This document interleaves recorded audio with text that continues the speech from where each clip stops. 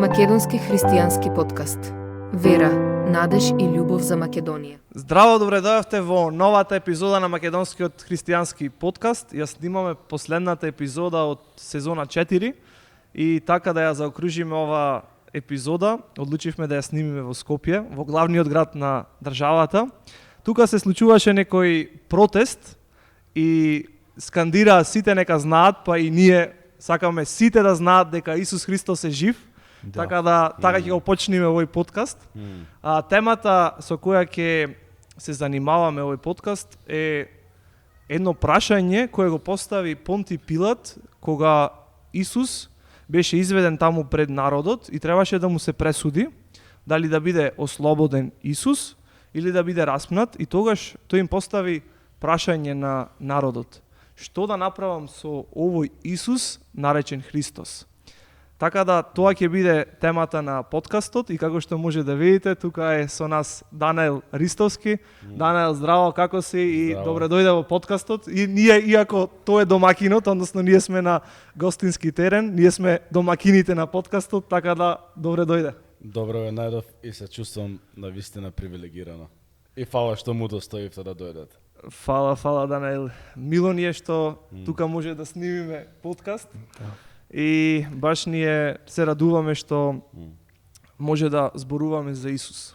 И каде и да сме, на кое место и да сме, да зборуваме за Исус, бидејќи тој е патот, вистината и животот, тој е вистинскиот, тој е живиот, тој воскресна од мртвите и сака секој ден кој живее да верува во него, за да има вечен живот и простување на гревовите.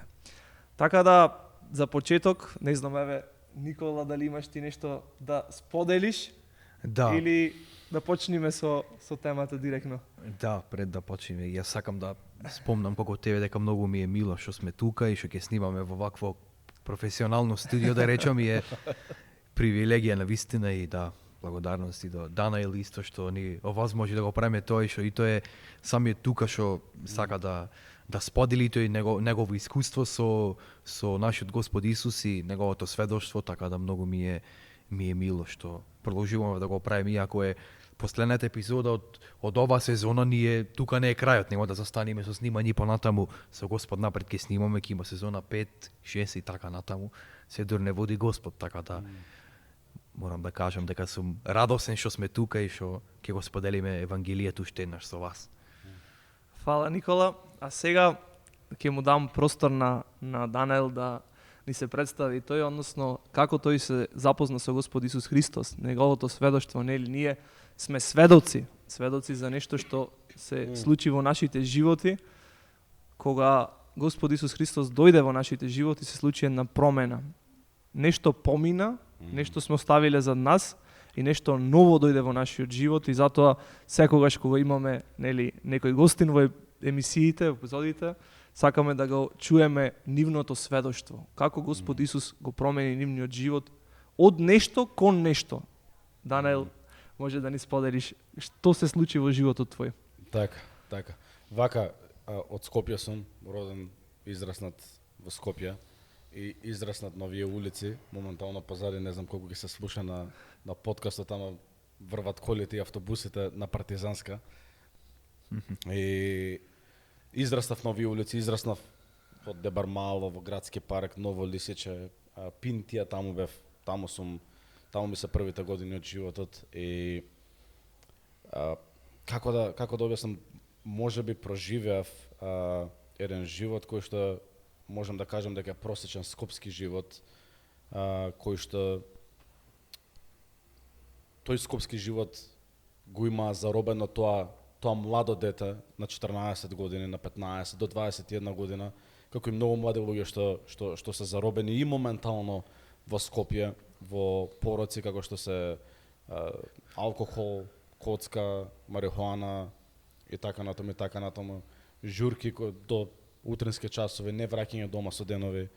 Уште на мои 14 години се побунтував, моите пробуваа да ми зборуваат за Исус, пробуваа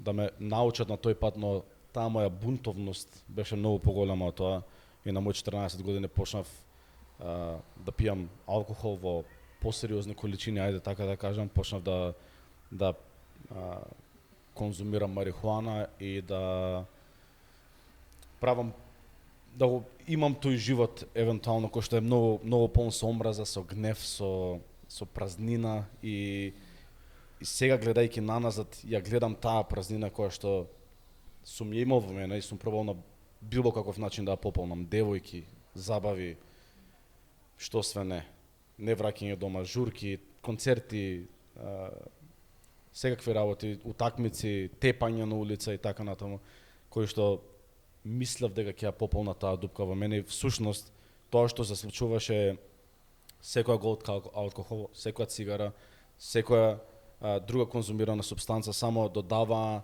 на товарот кој што ми влегуваше во таа празна дупка и таа дупка всушност се полнеше со непотребни работи, стануваше многу потешка. И тоа ме полнеше со анксиозност, со страф, стрес.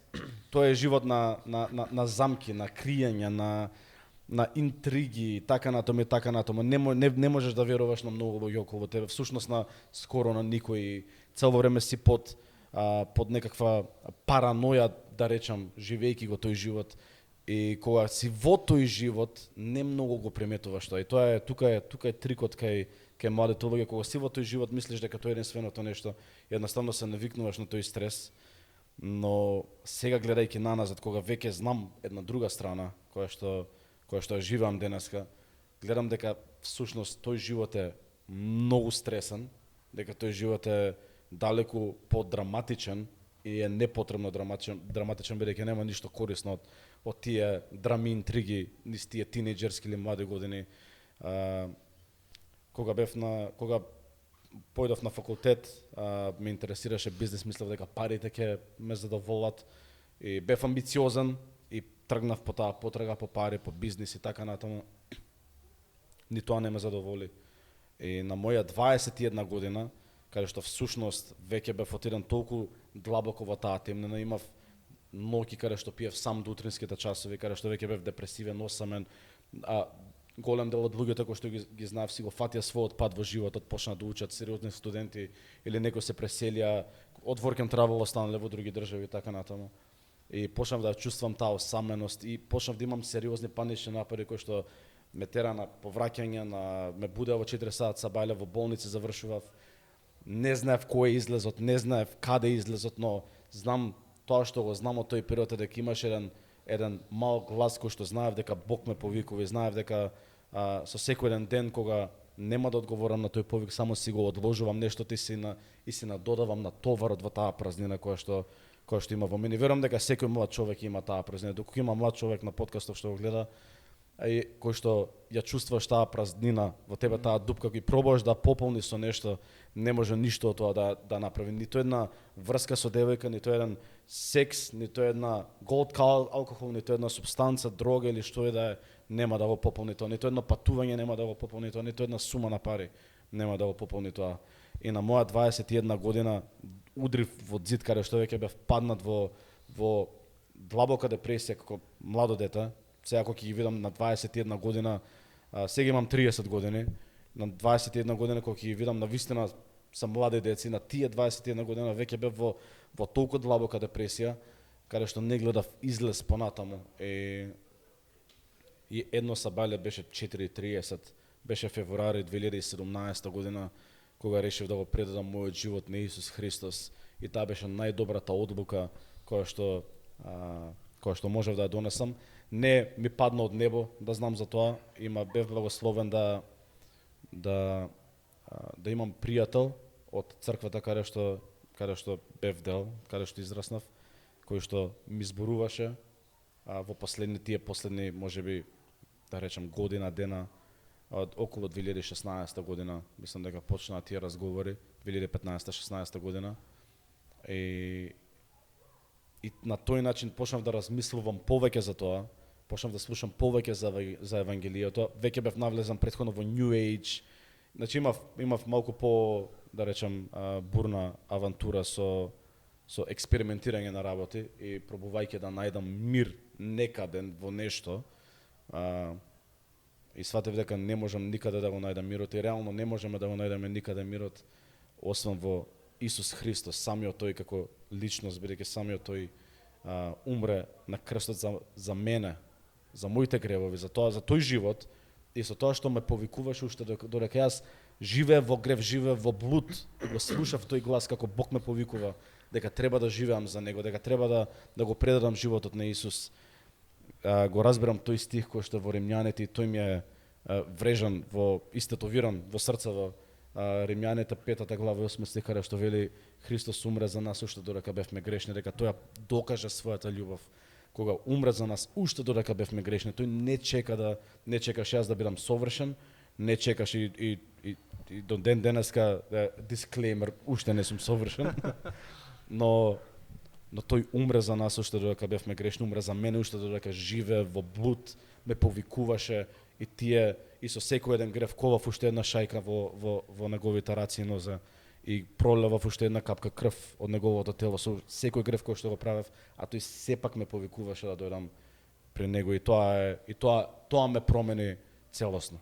И од тогаш навака животот апсолутно не е совршен. Јас не сум совршен. Со помошта на Бог и на Светиот Дух кој што го всадил во мене, карактерот мој се подобрува од ден на ден, од година во година. И едноставно мирот кој што го имаш, едноставно радоста која што имаш. Не станува збор за среќа, за смеа, не станува збор за некоја си телесна среќа, туку станува збор за радост која што е многу тесно поврзана со мирот и тоа е нешто кое што ништо друго не може да ти го купи. Тоа е тоа кое што е потребно да влезе во таа празнина. Сите сме создадени со таа дупка и верувам дека истото искуство го имате и вие, да таа дупка биде пополната сме барале со нешто телесно човечко, но не може нешто што е од Бог да биде пополнето со нешто што е телесно. Може едноставно само Бог да пополни таа дупка и тоа задоволство да го стави само тој. Така да во кратки црти, можеби без многу детали. Да, доста интересно. Тој момент и јас го имам слушано на едно видео, дека тој облик на таа празнина тука само Бог може да го пополни, значи ништо друго не може таа празнина или тој обликот на таа празнина да го пополни. Може да пробаш со нешто, ама сепак пак ќе остани простор и празно. Така да доста интересно. Да, дефинитивно кај сите тоа било во животот и едноставно кога Бог го пополнува нештото, не се осеќаш повеќе празен или дека нешто ти недостига, едноставно знаеш дека веќе си целосен, значи си една целина со Бог, во Бог и тогаш не ти е битно и не бараш со нешто да го пополниш, едноставно тоа е полно и така живееш во таа полнота. Следно, нели, ќе се вратиме кратко на темата и да видиме во Библијата моментот кога Исус беше пред народот и пред Понти Пилат и така да се вратиме на таа сцена, пошто тука тој момент беше пресуден, да речам, нели за Исус тогаш, но и за целото човештво. Потоа нели се случи распнувањето и тоа ќе го разгледаме во детали, што значеше тоа за цело човештво. И некој, тогаш беше Кајафа, мислам, првосвештеник, и тој не знаеше, но пророкуваше во незнаење, рече подобро е да умре еден човек, а наместо сиот народ да изумре. Така да тоа беше пророштво кој тој во тој контекст мислеше за нешто друго, мислеше дека нели Исус го бунтува народот против римјаните и римјаните ќе се кренат против израелците, јудејците и ќе ги нели ќе таа делум на автономија која имаа ќе му ја превземат. Свештениците исто беа и политички фигури во тоа време и гледаа некој баланс да имаат меѓу народот, меѓу римската власт. И Исус му беше заканан на тој начин за нив, да речем, за нивната позиција. Но тоа што го пророкуваше дека еден ќе умре за гревовите на сиот народ, односно наместо сиот народ, тој и така беше. Исус Христос умре за гревовите на целиот свет. Ова е малце, да речам, вовет или интро кон ова сега што ќе го прочитам. И сега ќе прочитам од Евангелието според Матеј, 27 глава, од 15 стих до може до кај 26. А на секој празник, Пасха, управникот имаше обичај да му пушта на народот по еден затвореник, кого што би го поварале. Тогаш ти има еден проучен затвореник по име Варава. И кога се собраа, Пилат им рече: кого сакате да ви го пуштам? Варава ли или Исус наречен Христос? Зашто знаеше дека го беа предале од завист. Во тоа време, кога тој седеше во судот, жена му порача да му кажат: не прави му ништо на тој праведник, зашто денеска многу пострадав во сон заради него. Но првосвештениците и старешините го наговорија народот да го измоли Варава, а Исус да го погуби. Тогаш управникот ги праша: кого од двајцата сакате да ви го пуштам? Тие одговорија: Варава. Пилат им рече: а што да правам со Исус наречен Христос? Му одговорија сите: да биде распнат. Управникот рече: па какво зло направил, но тие уште посилно викаа и рекоа: да биде распнат. Пилат, штом виде дека ништо не помага, а буната се зголемува, зеде вода, ги изми рацете пред народот и рече: невин сум за крвта на овој праведник. Мислете му вие. И одговарајки, целиот народ рече: крвта негова нека падне на нас и на нашите деца. Тогаш им го пушти Варава, а Исус, откако го камшикува, го предаде да биде распнат. Значи имаше тука еден прочуен злосторник Варава.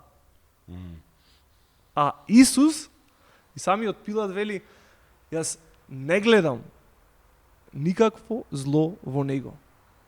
За какво дело вие го обвинувате?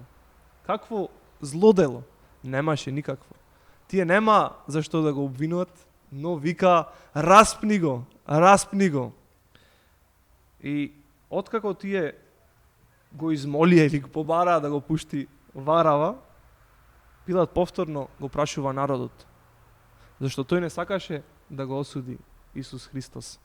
Зашто немаше зашто да го осуди. И повторно ги праша: а што да правам со Исус наречен Христос? И тие продолжија и вика уште погласно: да биде распнат.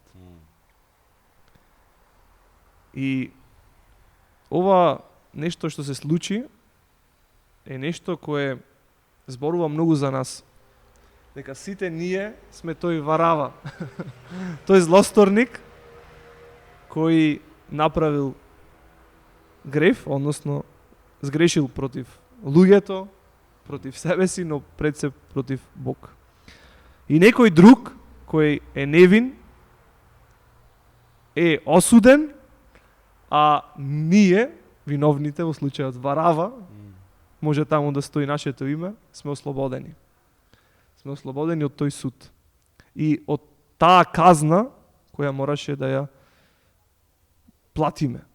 Ја плати некој друг. Така да, тука има една подлабока символика, нели? Ова е реален настан, но исто зборува за нас. И сега, нели, пошто беше осуден некој, а тоа е Исус Христос, кој беше Исус Христос, нели? Кој е тој во суштина? Сакам да го прашам Никола, може би читате, тука на неговата мајца пиши размисли за Исус. Па Никола веќе размислил за Исус. Па ќе го прашам едно директно прашање. Кој е Исус Христос за тебе? Да, многу е битно кога читаме во Светото Писмо, во овој случај конкретно за оваа тема кој е Господ Исус Христос, имав и преходно кажано на друга епизода за Евангелието, кога беше момент да го споделиме Евангелието, баш имав кажано и се сеќавам на тие зборови, пак исто ќе го речам, кога ќе го прочитаме, односно кога ќе го слушнеме Евангелието, зборовите на Евангелието во Светото Писмо, од тие не се некои зборови, односно не се тие стихови за општа информација, да ја прочитаме, колку да ја знаеме информацијата, пример, често сме го цитирале стихот Јован 3:16 и знаеме да го сватиме нештото како информација, дека 16 стих е дека зашто Бог толку го возлюби светот што го даде својот единороден син, да секој кој верува во него да не загине, туку да има вечен живот. И не е самиот стих или не е нештото, односно Евангелието не е како обична информација како ја знам сега на памет, го знам стихот да го рецитирам, туку моментот кога ќе прочитаме за Господ Исус Христос, односно кога ќе прочитаме за Евангелието, кога ќе го слушнеме Евангелието, автоматски тоа постанува лично нешто. Дека тоа што го пишува, дека Бог го испрати својот син за тебе лично, за ти тоа што го читаш, што го слушаш Евангелието во овој момент, дека за тебе Бог го испрати својот син, ти да не загинеш, ако поверуваш во неговиот единороден син, да не загинеш ти, туку да имаш вечен живот. Значи тој што го читаш ова, што го слушаш Евангелието за тебе, тоа го кажува истото, кога ќе ги прочитаме тие стихови што Димитар се ги прочита во Матеј, кој Понтиј Пилат ги прашуваше луѓето што да направам со овој Исус наречен Христос, тој ги праша луѓето кои беа тие во тој момент таму, но автоматски кога ќе го прочитате вие тој стих, во тие моменти кога ќе читате вие самите во Библијата, кога ќе идите на тие стихови автоматски елудираат на вас лично што ќе направите вие со тој Исус наречен Христос. Така да за да ти го одговорам прашањето не само поради тоа што ти ме праша, туку и јас го читам стихот и Понтиј Пилат го кажува, ги кажува тие зборови и јас ги читам и кон мене се упатени, што ќе направам јас со Исус наречен Христос. Јас го прифатив тој Исус наречен Христос како мој личен Господар и Спасител и сватив дека тој е патот, вистината и животот, како што пишува во Евангелие според Јован 14 глава 6 стих, дека тој е патот, вистината и животот и дека никој не доаѓа при таткото освен преку него. И што значи тоа на некој начин? Што значи сите тие зборови и придавки што Господ Исус си ги дава за себе дека е пат, вистина и живот? Значи, кога ќе поверуваме ние во Христос, кога ќе му го дадеме него животот, како што кажа Даниил за неговото сведоштво, не само што ја пополнува таа празнина Исус што сме имале, што сме сакале преходно да пополниме со секакви 300 работи и глупости во нашиот живот, туку и тој ни овозможува, ни дава нов живот сега во овој живот кој го живееме на оваа земја, но исто така најбитното за еден христијанин, најбитната надеж, единствената жива надеж на која еден човек, еден христијанин се надева е вечниот живот што доаѓа допрва. Значи кога ќе поверуваме во Христос, тој ни дава вечен живот и кога ќе заврши на некој начин нашиот живот на оваа земја, нас не чека вечен живот довека со Исус Христос во рајот, во небесата заедно со него, така да тој е тој нашиот Спасител кој умре на крстот за нашите гревови, беше погребан и воскресна на третиот ден. И ако веруваме во него, само ако веруваме и го дадеме нашиот живот на него, тогаш ние всушност ќе добиеме вечен живот и прошка на нашите гревови и вечен живот, но исто така треба да сватиме како што Даниил кажуваше во неговото сведоштво дека грешил и дека сите тие работи што ги правил дека биле грев и треба да се покаеме за тие работи, треба да се покаеме и да му свртиме грб, да се свртиме од тие гревови, од тој животен стил што го живееме, да се свртиме кон Христос, кон тој Исус што го читаме, Исус наречен Христос, да се свртиме кон нашиот Спасител, нашиот Избавител, оној кој го даде својот живот на крстот за нас, за нашите гревови и наместо нас и беше погребан и воскресна на третиот ден за да имаме ние вечен живот. Со тоа што тој воскресна ни даде дознавање дека има живот после смрт и дека имаме вечен живот. Ако веруваме искрено од се срце во него, ако се покаеме од нашите гревови, поверуваме и го ставиме нашиот живот во негови раце за тој да биде од сега нашиот Господар и Спасител. Така да овој момент за секој еден од вас кој слуша за Господ Исус Христос, можеби вие прв пат што воопшто наидувате на христијанска содржина и нешто во врска со Христос и Евангелието, така да денес е денот каде што треба да слушните за Исус Христос, дека тој е вашиот Господар и Спасител, треба вие лично да го прифатите за вашиот Господар, личен Господар и Спасител, и денес е денот на спасението, како што пише во Светото писмо, и дека треба да го прифатите тој Исус наречен Христос, дека не е обичен човек, обична историска фигура, како што многу луѓе може да ја кажуваат. Многу сум слушал за тоа, искрено за тоа прашање што ти го постави, што воопшто коментираме и правиме епизода, снимаме епизода на таа тема. Многу луѓе сум слушнал дека го класифицираат дека како обичен човек, како обичен религиозен водач, како од многуте религии, измислени човечки религии кои човекот ги измислил, но не следењето на Христос и битење Христов служител и верување во Христос е нешто што е Божја идеја, не е човечка идеја, туку е Божја идеја, дека тој сака нас да не има. Сака ние да му припаѓаме него, сака да веруваме во него, тој тоа го сака. Не оти ние го сакавме Христос и сакавме тој да дојди од небото, да стани човек и да умре за нас, туку тој сакаше, тој не возлюби и тој сакаше да умре на крстот, да биде погребан и да воскресе на третиот ден. Така да тоа е тоа што секој ден од вас треба да го слушни, треба да поверува во Господ Исус Христос. Да. Да, фала Никола, доста работи спомна и да, значи Евангелието, односно цело писмо, цела Библија, цело Свето писмо, тука оваа книга, Свето писмо, да си ја прочитате, значи сигурно стои некаде на некоја полица таму и фаќа прашина. Ако некој не ви дал крпче со Библијата, ви направил услуга. Значи, ако ви дај крпче, значи дека ќе ја бришите и ќе фаќа прашина и ќе ја бришите само. Тоа малце така. Но, навистина, Бог сака да има личен однос кога зборуваме, тоа е како однос меѓу татко и син. Често луѓето, барем во Македонија, од оно што го гледам и сум го правел јас лично,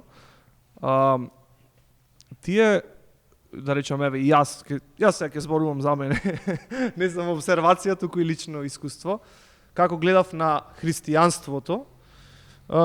Океј, роден во традиционално христијанско семејство. Што значи тоа традиционално христијанско семејство? Тоа значи дека ние правиме, како што прават 100% или 99% од популацијата или од луѓето околу нас, окей, не можам да кажам дека јас доаѓам од мало преспанско село и таму во селото се правеше нешто на Божик, на Великден имаше некои собирања таму за празниците, нели? И толку. Тоа беше христијанството за мене. Кога бев во неволја или во проблем, јас оставав пари во црква и се молев Господ да ги реши моите проблеми. И Господ беше некаде таму во небото, далеку од мене. Кога ми требаше помош, она повикај пријател, како на милионер со трендоше беше. Нели она повикај пријател lifeline. И тогаш го барав Бог. Но откако јас го запознав Исус Христос, кога ќе кажам го запознав, читајќи Библијата, јас открив каков е Бог, каков е неговиот карактер. Тоа е како кога се дружиш со некој, ти запознаваш како се однесува тој према другите луѓе, каков е неговиот карактер, што размислува, кои се негови идеи и така натаму. Така и ние кога читаме Библија, исто како да седнеш и да разговараш со твојот пријател на кафе, да речеме. Значи се запознаваш, имаш интимност. Но религијата не ти дава интимност тебе.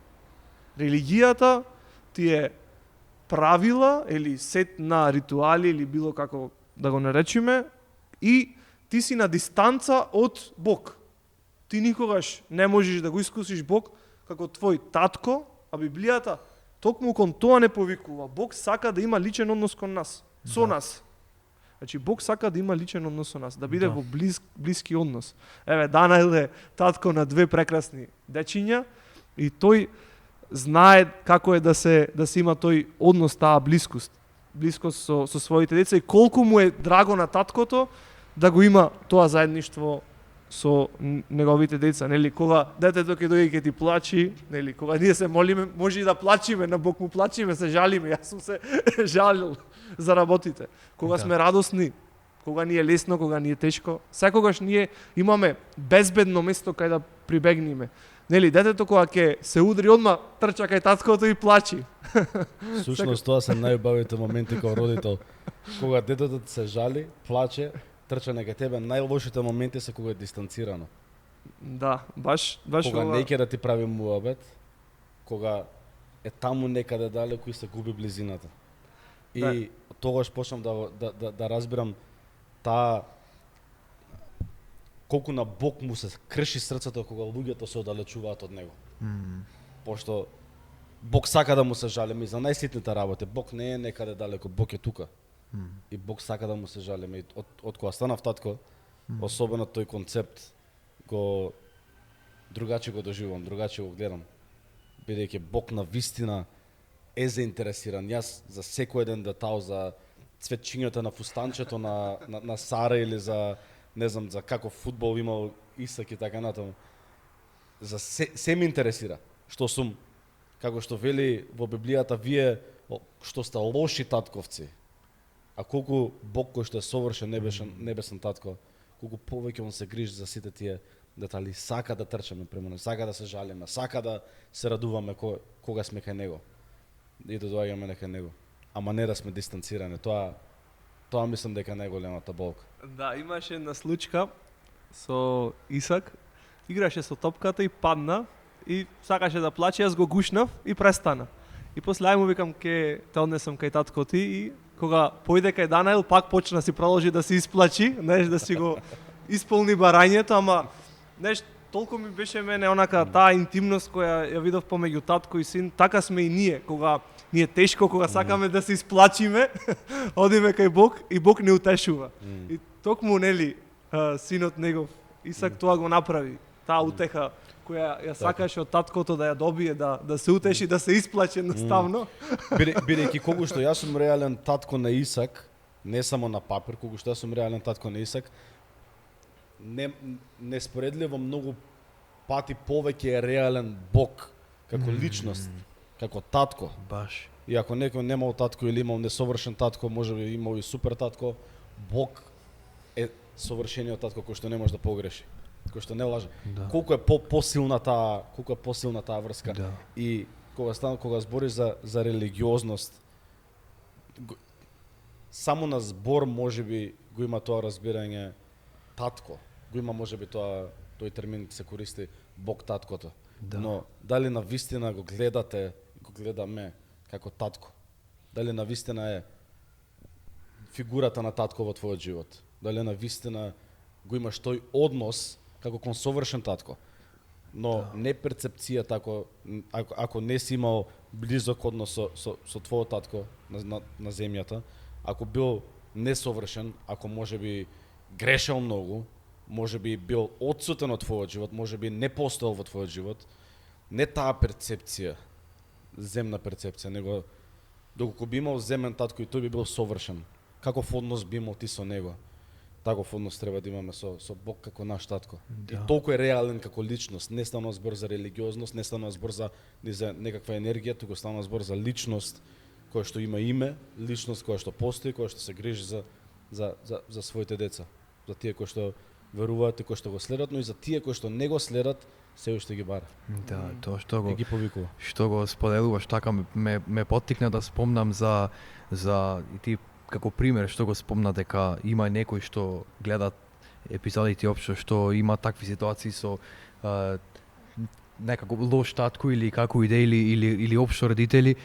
Има еден стих во Библијата што многу ме мотивира и многу ме мотивира да одам напред, иако моето семејство е како слично како кај тебе во христијанско семејство, да речам христијанско новозаветно сум се родил и јас знам за Господ Исус уште од мали нозе, но сепак сакам да го спомнам тој стих за некои што така се чувствуваат како Господ да е далеко од нив, како и да дојдат кај Господ Исус да се молат кај него, да барат од него нешто, пак тој нема да ги прими, нема да му ги слуша молитвите, се чувствуваат премногу грешни, му се чини, толку многу се грешни што нема Господ да му прости никогаш.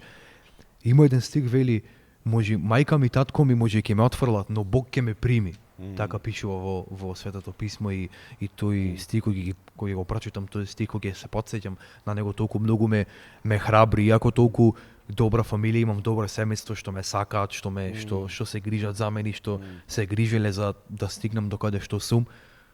Пак би го споделил тој стих и би кажал дека колку и да ви е тешко на земјата и на вашиот земени татко и мајка, вашите родители да се лоши, да речам према вас, да нивната функција да не е исполнителна према вас, да не ја исполнува целосно таа родителска функција, да речам тој родителски дел, да знаете дека Господ ќе ве прими и Господ е тој што Исус е тој што е нашиот небесен татко и татко и мајка, дури ќе ни биде и се.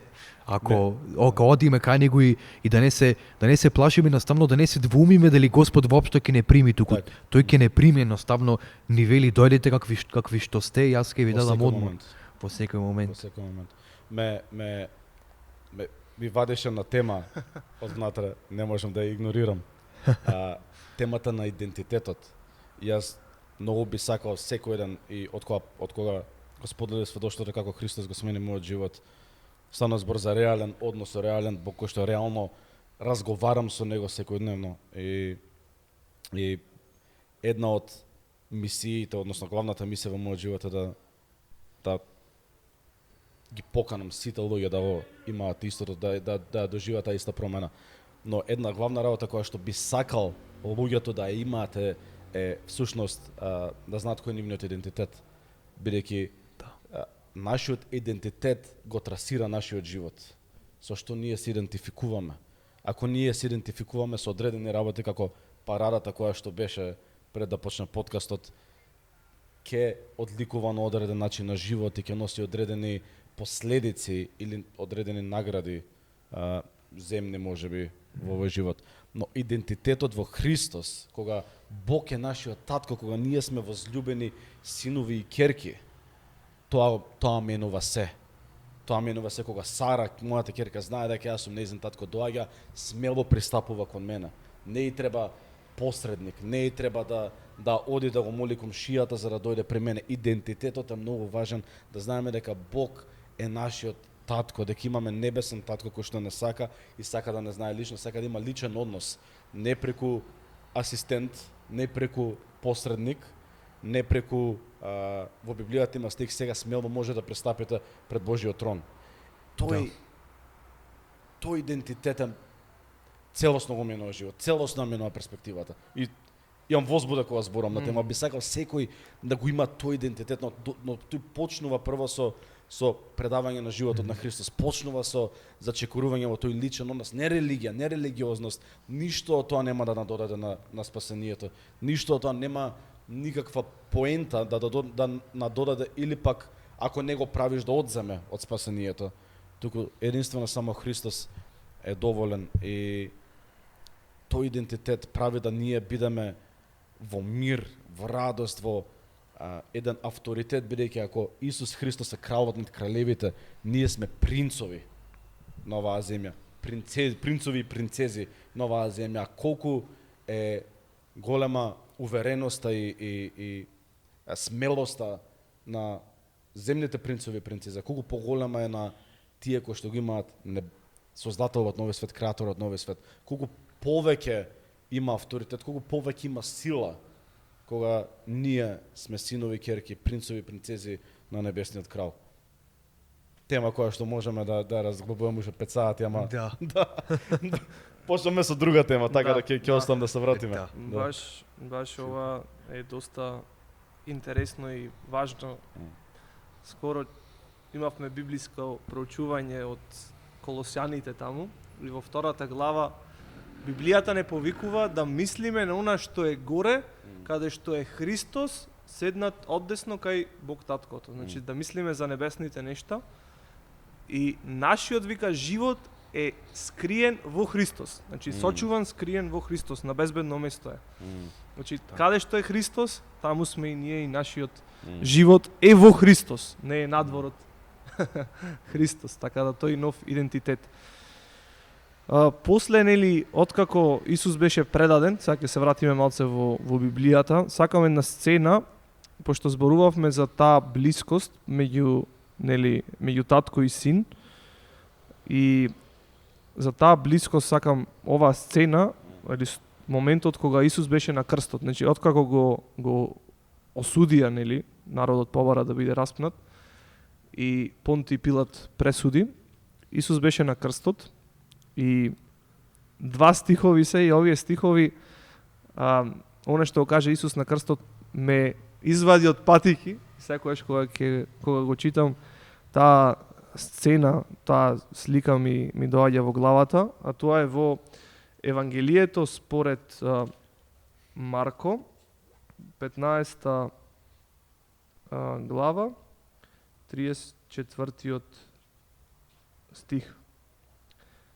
И во 9 час Исус извика гласно велејки: Елои, Елои, лама савахтани. А тоа значи: Боже мој, зошто ме остави? Ова значи во тој момент Господ Исус Христос за прв пат во цела историја на Бог, да речем, нели Бог нема почеток, нема крај, но за прв пат во историјата, ако можам така да се изразам, или од цела вечност, во овој момент Божиот син беше за прв пат одвоен од таткото, од неговата љубов, од неговото присуство. За прв пат. И тоа не заради тоа што тој согрешил или направил некаков грев, туку заради нашите гревови. И пеколот е токму вакво место, каде што ти си одвоен вечно од оној кој те создаде, од оној кој те љуби, од оној кој ти даде живот и кој те создаде за негова слава. И кој те љуби. Исус Христос во тој момент за прв пат во цела историја беше одвоен од својот татко. Во цела вечност. Заради нас, заради нашите гревови. За ние никогаш да не бидеме одвоени од Бог, таткото. Значи, како татко. Значи, таа блискост, таа интимност која Исус имаше со таткото. Значи, вика, јас и таткото сме едно. Едно. Таа блискост е нешто... Но, нешто многу... Да се биде син и ќерка на татко, има уште една импликација. Не е само привилегија. Една е привилегија, но има и одговорност.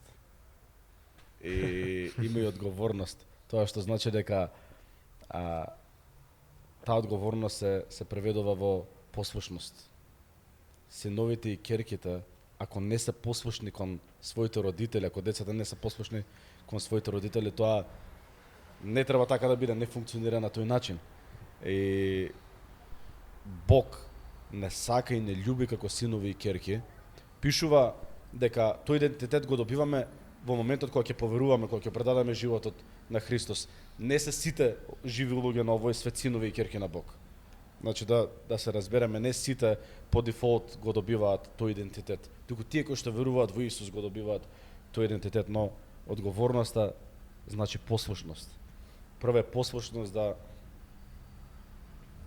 да го прифатиме Евангелијата, да го прифатиме Христос, да зачекориме со Него, а после тоа да не продолжиме на истиот начин, да не продолжиме во истиот грев кој што го закова Исус на тој крст, да продолжиме да го преме, да коваме нови шајки врз веќе раснатите, воскреснати од Господ, туку да живееме во послушност на начин на кој што Бог вели да живееме и не заради религиозни причини, бидејќи тоа што Бог ни го вели е подобар начин за нас, е подобро за мене и за тебе. Од таа причина, тој идентитет да, Бог не љуби како синови и ќерки, но има импликации. Што значи тоа? И тоа всушност е за наш бенефит на крај. Повторно. Да. Да. Баш ме поттикна, јас ова второ сакав да го спомнам, Има стих во Библијата кој вика Бог го укорува или го коригира, во некој превод е Бог го бие оној кој кого го љуби, како таткото синот, го казнува оној кого го љуби. Така да Бог нема да не остави, да на моменти треба и корекција. Зашто кој е тој син, кој е тој татко кој не го коригира својот син? Ако ти го љубиш своето дете и знаеш што е најдобро за него, ти ќе го коригираш ако скршнал од патот, нема да го оставиш. Ако Бог не остави сами на себе, ние сме осудени на пропаст. Но фала му нему што не коригира. Дели народски што викат, ќотекот излезе од рајот. Така да некогаш ни треба и корекција. Да би стапчето, прачката треба да игра. Така да многу е битно и да ја примаме таа корекција. Секако нас ни е тешко некогаш, кога работите не одат по наше, но сепак Бог е милостив со нас и сака да не коригира за нели, бидејќи тој го сака најдоброто и го знае веќе најдоброто за нас и нашите животи. Така да многу добро што отворивме повеќе теми. Не знам, сакам малце на Никола да му дам простор да сподели нешто ако има на срце. Да, мислам интересно што сакам да искоментирам затоа што ти го спомна за моментот каде што Христос за прв пат во вечноста беше одделен од Бог татко, да би искоментирал на таа тема, не би искоментирал на тоа што ти го спомна ти за татко, да бидеш ти знаеш, јас се уште не знам и немам што. Само можам да слушам на таа тема, само отворени уши имам и да, само отворени уши имам сега за сега и за совет не сум, но сакам нешто да спомнам за тоа што Димитар го имаше кажано, бидејќи имав мислам дека слушнато на видео ова во врска со одвоеноста од Бог и толку многу е мокино нешто што навистина треба да не запраша сите нас кои ќе го слушнаме нештото, да не запраша каде одиме ние. Ова можеби некој од нас или некој од вас, како и да е, што не сака да верува во Господ Исус и вашата околност, да речам, дури вашите родители можеби се христијани, ве зборуваат за Христос и ве потекнуваат да верувате во Исус и вие се уште се буните против тоа, каде треба да се запрашаме секој од нас тоа на некој начин понашање и тоа размислување на таков начин, каде ќе не воведи. Оти ако гледаме во Светото писмо, ако свативме дека верата во Исус, ако го ставиме нашиот живот во рацете на Господ Исус Христос и го примиме Исус како личен Господар и Спасител, ни дава вечен живот. Спротивното, ако не веруваме во Него, ако го одбиеме, што тога со нас, што се случува со нас, кој е на некој начин оти повеќе пати спомнуваме дека казната за гревот Христос ја плати на крстот за нас. Која е таа казната? Значи казната, што е тоа казна? Значи чим Христос ја понесе казната наша за нашите гревови во форма на смрт на таков начин на крстот, значи казната за гревот е смрт, и дека сериозно нешто е тоа што нашата бунтовност против Бог и тоа што сме живееле пред да го предадеме нашиот живот на Христос, дека бунтовање против Бог е еднакво на ако вечен живот е прифаќање на Христос, бунтовање против Бог и невера во Него е вечна пропаст. Значи и вечната пропаст, сакам да искоментирам на некој начин врска со тоа нешто, е дека не е вечната пропаст тоа место што е запишано во Светото писмо, како опишано е како пеколот, и дека таму ќе има ќе биде темница и ќе има оган и ќе има чкртање со залби, таквите работи, дека ќе биде тотално спротивно од рајот. Не е тоа напишано бидејќи такво местото е само по себе, дека местото е такво, дека до местото е проблемот, туку такво е местото поради тоа што Христос го нема таму. Христос го нема таму бидејќи Христос е светлината на животот, нема светлина таму, ќе биде темнина спротивно тоа што ќе биде во рајот, дека ќе има оган бидејќи Христос нели е водата на животот, и бидејќи тој не е таму, ќе има чкртање на заби, таквите работи што се опишани, не е поради местото што е такво измислено, туку поради тоа што отсуството на Христос, односно Христос ке фали од тоа место. Затоа тоа место е така опишано со такви зборови, дека секој ден кој нема да верува во Христос ќе ако не до крајот на својот живот тука на земјата не го прифати Христос и не се покаја од своите гревови, ќе заврши таму. И многу е тоа битно да се спомни, бидејќи Христос е оној на кој што треба ние да се надаваме и треба да веруваме, бидејќи не само што тој ни дава нов живот, како што кажува преходно, туку ни дава и вечен живот, ама и не спасува од тој пекол, од таа казна, бидејќи тој ја зеде казната врз него на крстот, што ние заслужувавме, и нема повеќе да важи на некој начин, нема да искусиме таа казна, вечна пропаст, ако веруваме во Господ Исус Христос. Така да тоа е тоа што едноставно нашиот поттик према вас и воопшто поттикот што сакаме да снимиме оваа епизода и што веруваме во Христос, еден од поттикот е тоа што не сакаме да се заврши на погрешното место никоја душа. Господ Исус не сака да заврши на тоа место каде што е присуството, каде што ќе бидеме лишани за секогаш од неговото присуство. И така, тоа што го спомнати, да се надоврзам на тоа што го кажат и дека беше одвоен Христос од Бог Таткото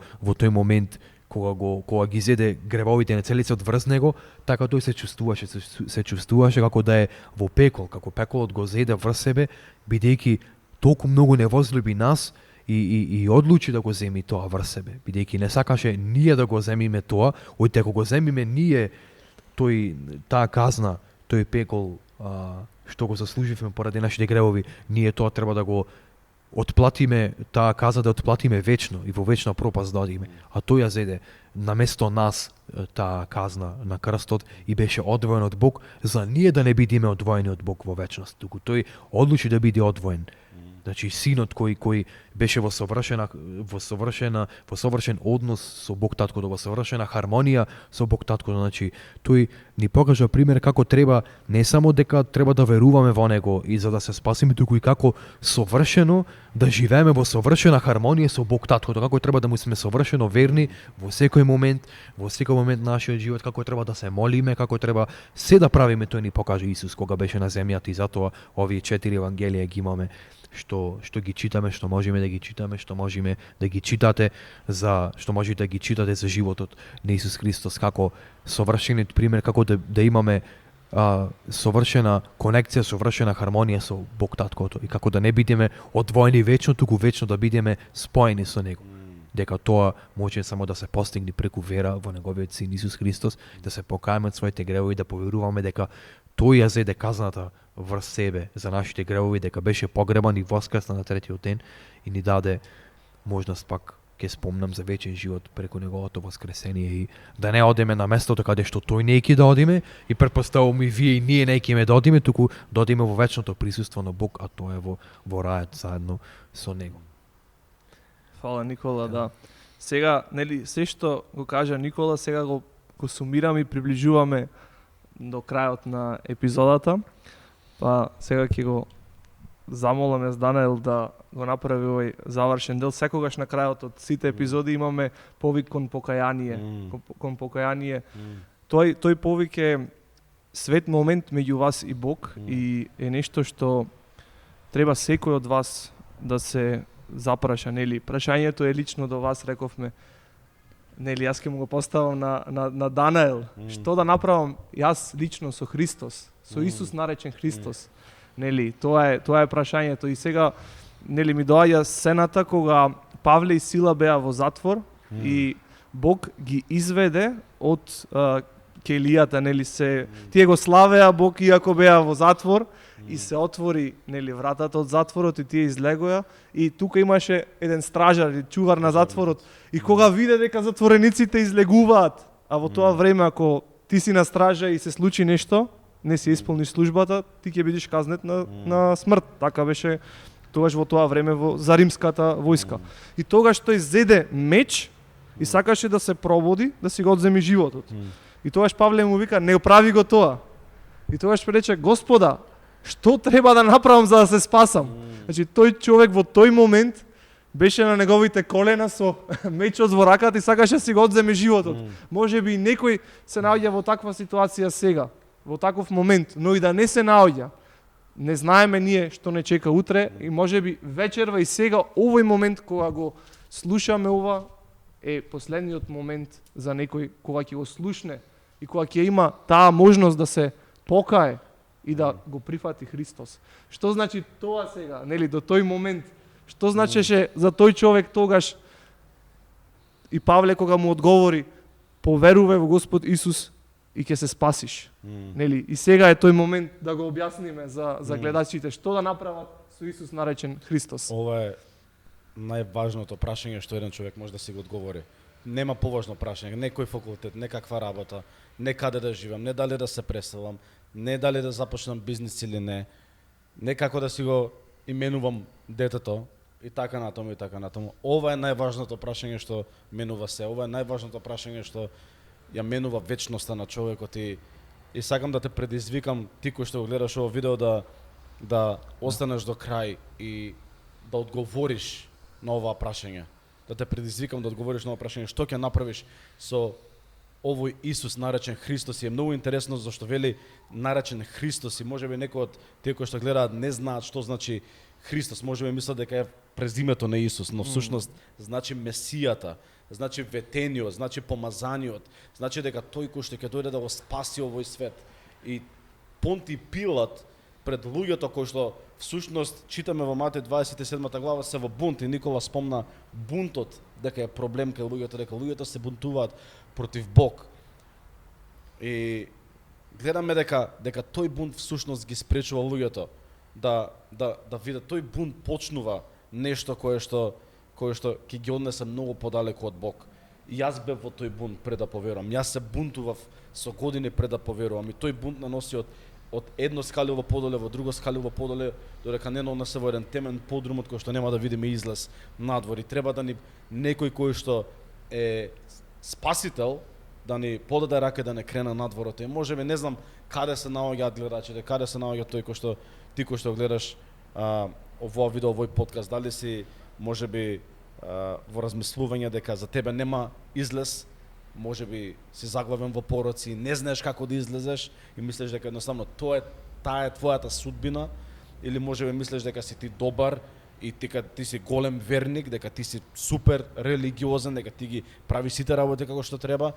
Каде да се наоѓаш на спектрумот од едната или од другата страна, овоа прашање е и за тебе и за тебе. Што ќе направиш вечерва со тој Исус наречен Христос? Вели дека му одговорија сите на тоа прашање на Понти Пилат да биде распнат. И ова ме потсеќа на една многу силна паралела дека ние со секој наш грев го раснуваме Христос.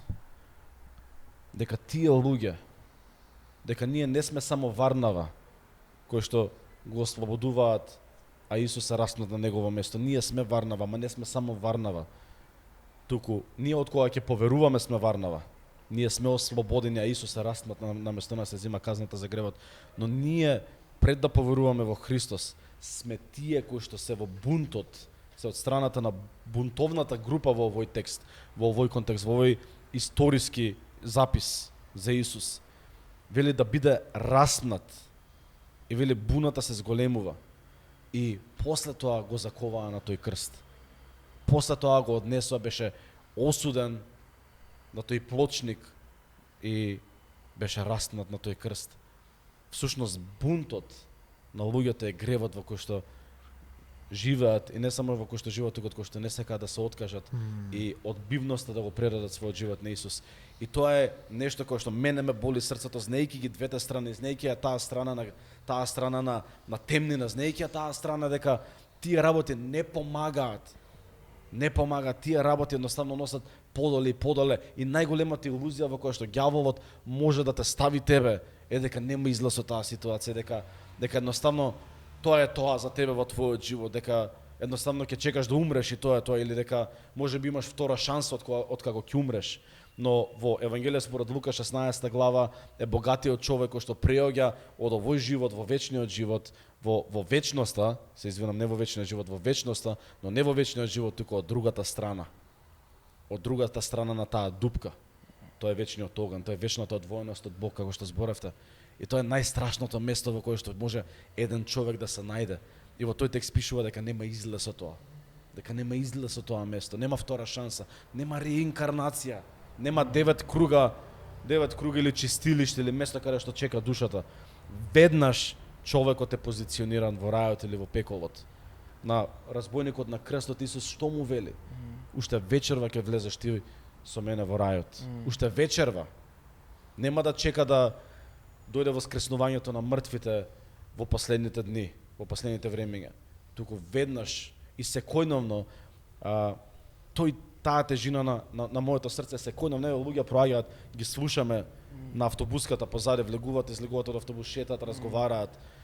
Секој од нив има судбини, секој од нив ќе заврши, и вие кои што гледате видеото ќе завршите еден ден или во рајот или во пеколот. И затоа е најважното нешто кое што најважното прашање кое што треба да го одговориме, кое што треба да го одговориш. И Бог не го даде својот единороден син да умре на крстот, да биде погребан и да воскресне од мртвите, за ти да немаш сигурност во тоа на тоа прашање. Бидејќи кога ќе го одговориш тоа прашање зависи од тебе. Бог ќе дава сигурност дека Бог ветува вечен живот. Тоа не е ако Бог сака по Божјата милост нешто. Не, Бог има ветувања и Бог не може да излаже. Бог не лаже. И пишува во Јовановите послања, Бог не лаже, Бог не е лажго. Ние луѓето лажеме, но Бог не лаже. Бог е вистина. Патот, вистината и животот. Исус Христос е вистината и тој не може да излаже. Ако вели дека има вечен живот со тоа што веруваме во него, има вечен живот со тоа што веруваме во него. Но не значи да веруваме само да се прекрстиме пред црква или да запалиме свеќе, да речеме со својата уста јас верувам во Исус. Туку на вистина таа вера треба да имплицира промена на срцето, промена на умот. Тоа значи дека ако јас верувам во нешто на вистина, тоа ќе се одрази во мојот живот.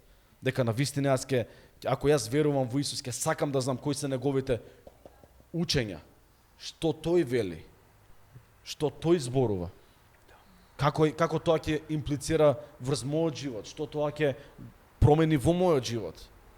И трикот тука е да можеби некои луѓе почнале да го прават тоа, почнале да го прават со своји сили, но Бог вели во моментот кога ќе поверуваат да стануваат мои синови и ќерки, Светиот Дух ќе влезе во вас и тој Дух ја има силата да ги направи промените во нас. Од кога ќе поверуваш, од кога ќе определиш животот на Исус, ти не мораш сам по себе да се откажеш од работите кои што ти имаат, кои што те држат моментално во синџири, но самиот Свети Дух во тебе ќе направи ти да почнеш да ги мразиш тие работи. Да. И само по себе тие промени ќе дојдат. Не бидејќи ти сам ќе се бориш, ќе се трудиш 7 чекори до некаква слобода, но Светиот Дух ќе го направи тоа надприродно во тебе. Единствено што треба да направиш е да останеш ти во Исус Христос, а тој ќе ги направи сите промени кои што треба за твојот живот да биде подобар. Не е оваа покана само карта за излаз од пеколот. Тука е карта за чекорање во еден личен однос со Исус Христос од овој момент, од сега. И овој живот ни е даден како дар од Бог, сме родени на одреден датум. И одреден датум ни е запишан кога ќе заминеме од овој живот. Не знам ни јас дали утре ми е запишан датум да бидам жив или не. Не знам за уште колку години ќе живеам, дали 10, дали уште 20, дали уште 50, дали уште 2 недели, не знам. Не знае никој не може да го вети тоа. И истото важи и за тебе. Не знаеш кога е последниот ден на твојот живот, и во Библијата пишува во посланието до евреите, вели кога ќе го слушнеш Божиот глас, не го стврднувај твоето срце. Кога тоа што го зборуваме е во таа книга која што имаш дома, таа истата Библија која што имаме сите дома, таа истата Библија вели дека спасението и овој живот зависи од таа одлука што ќе направиш ти вечерва со тој Исус наречен Христос.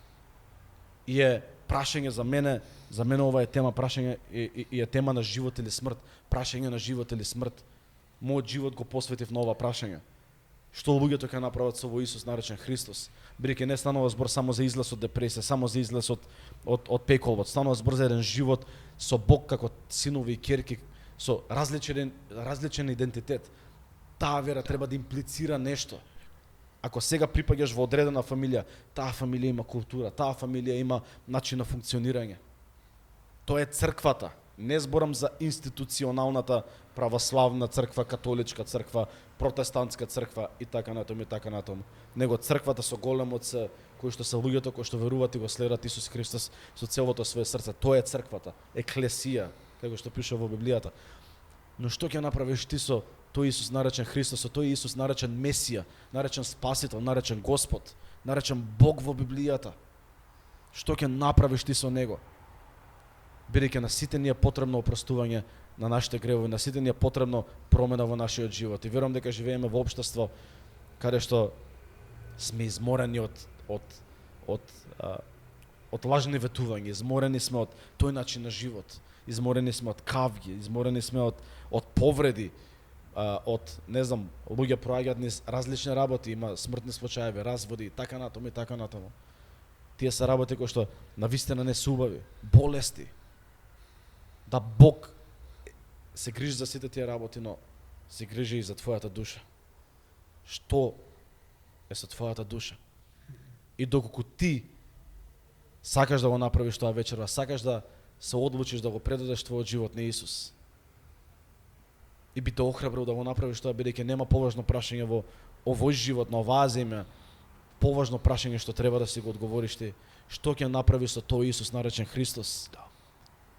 Предади го твојот живот на Исус, бидејќи тој пред 2000 години на околу 2000 километри тога дојде, се отелотвори, дојде во човечко тело, Бог се симна од тој трон, се понизи, од Бог стана човек.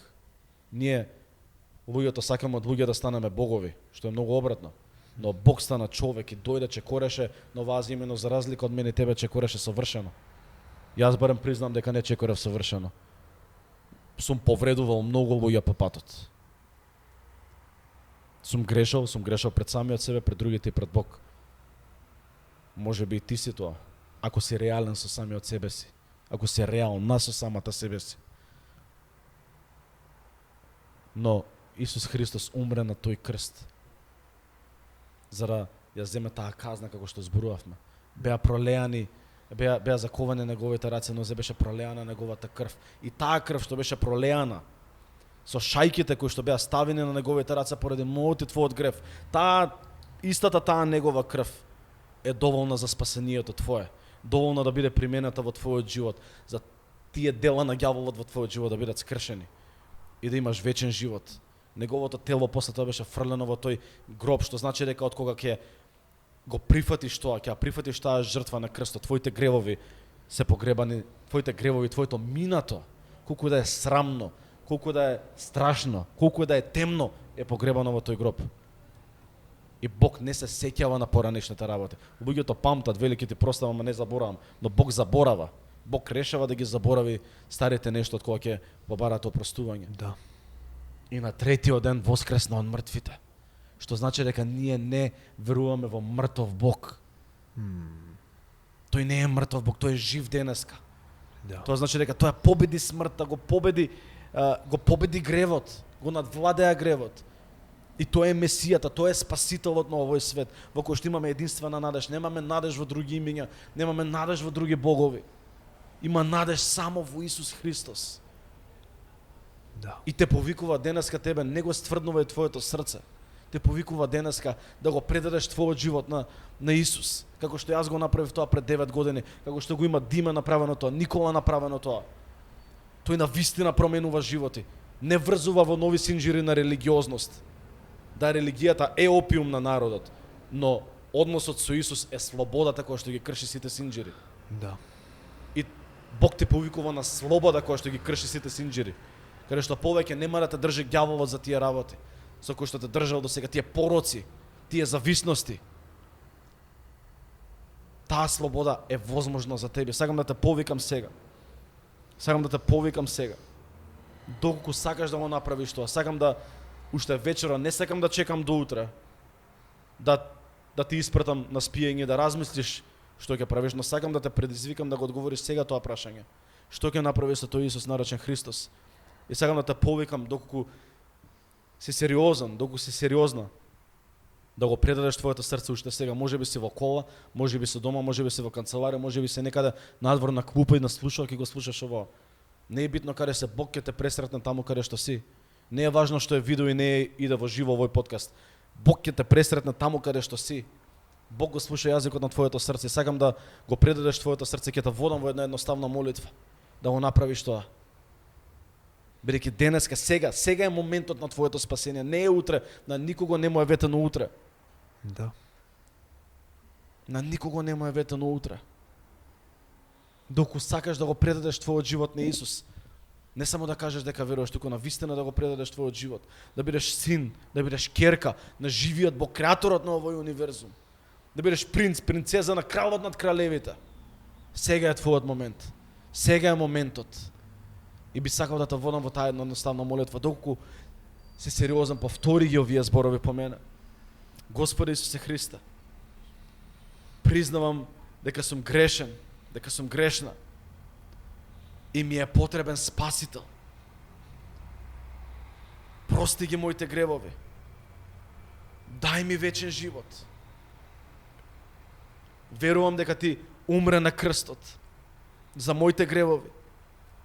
Верувам дека беше погребан и верувам дека на третиот ден ти воскресна од мртвите. Спаси ме. Исцели ме. Од вечерва решавам да те следам. Но Исусе, ти научи ме како да го правам тоа. Од вечерва јас сум твој син. Од вечерва јас сум твоја керка. Во твоето име Исусе го молам ова. Амен. Амин. Амен. Да, доколку на вистина ја молевте оваа молитва, може да бидете со сигурност, сигурни, 100% сигурност, дека Бог ја слуша молитвата. Зашто е напишано во Светото Писмо? Секој кој ќе го повика Господовото име, а тоа е Исус Христос, ќе биде спасен. Има друг стих кој вели: со устата се исповедува за спасение, но со срцето се верува за оправдание, за праведност. Значи, со устата исповедуваме дека Исус Христос е Господ, Господ на нашиот живот, нашиот личен Господ и Спасител, а со срцето, кое само Бог го гледа, веруваме дека Бог го воскреснал Исус Христос од мртвите. Доколку го имаш направено тоа во Библијата, пишува дека за една изгубена душа, која ќе дојде при Бог, ангели на небото се радуваат, има забава, на нашки кажано, журка има на небото за твоето спасение. И ние се радуваме заедно со тебе. Не може да видиме во, како што кажа Дима, не може да видиме во срцата на другите. И тоа мислам дека Бог намерно го има така направено, за да не судиме, да не бидеме судени на истиот начин, но доколку го имаш направено, тоа пиши на подкастот, пиши на Дима, на Никола, за да се израдуваме, за да го прославиме Бог за тоа и ние се радуваме заедно со тебе. Да, значи ти си дел сега од една голема фамилија, вечна фамилија. Вечно ќе бидеш со оние кои веруваат во Господ Исус Христос. И ти си сега Божјо дете. И ние заедно, кои веруваме, сме Божји деца. И да, се радуваме заедно со небото, пред се Бог се радува најмногу на тебе што ти се приклучи кон неговата фамилија. А ние се радуваме заедно со Бог, со ангелите и заедно ќе го славиме и го славиме него, зашто тој е добар Бог. Тој е наш татко. Дали може би е добро за тие кои што го направиле тој исчекор да се дадете следни чекори? Да, секако. Да, бидејќи ова е еден дел од... Да, доколку немате Библија, Свето писмо, добро е да не исконтактирате на македонски христијански подкаст @gmail.com или директно преку социјалните медиуми на Facebook, Instagram и TikTok. Значи на каналите од македонски христијански подкаст. Исто така и нас може лично било кој од тројцата тука и вклучувајќи го и Данаел, со радост би ви подариле, значи, Свето писмо, зашто вика Исус Христос, бесплатно примивте, бесплатно давајте, така да на наш трошок ќе ви испратиме, зашто треба да ја читате. И следењето на Исус подразбира дека ние треба да останеме во Него, во Неговиот збор.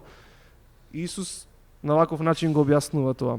Моите овци, тоа е пастирот, тоа е овчарот наш, го слушаат мојот глас.